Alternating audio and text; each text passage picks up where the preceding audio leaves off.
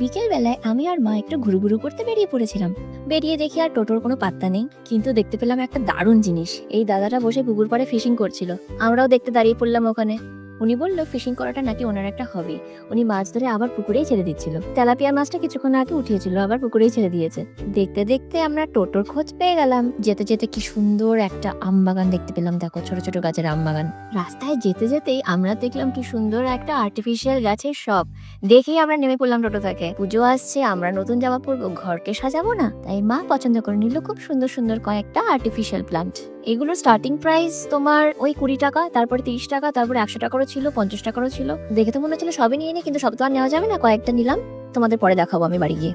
Artificial গাছ তো নিলাম, এবার চলো তোমাদের কিছু জ্যান্ত গাছের সামনে নিয়ে যাই। এই মার্কেট প্লেসটাতে কত রকমের গাছ আছে দেখো তোমরা। বিভিন্ন ফুল গাছ, ফল গাছ, কি না আছে। সবেদা, মালবেরি, মেলটা, ভায়োলেট অ্যালামেন্ডা, ব্লিডিং হার্ট, আরো কত কি না গাছ দেখলাম। মা এখানে পুরুষ ফুলের গাছের খোঁজ করছিল, কিন্তু পাওয়া যায়নি, বললো ওরা পরে নিয়ে আসবে। এরপর আমরা হাটে ঢুকে গেলাম। হাটের ভিতরে ছিল অনেক গাছ, এখান থেকে কয়েকটা আমরা গাছের চারা নিলাম। তারপরে কিছু সবজি বাজার করে টুকটাক খাওয়া দাওয়া করে আমরা চলে আসলাম বাড়িতে। বাড়ি এসে এই আর্টিফিশিয়াল প্লান্টস গুলোকে মা এখানে রাখলো।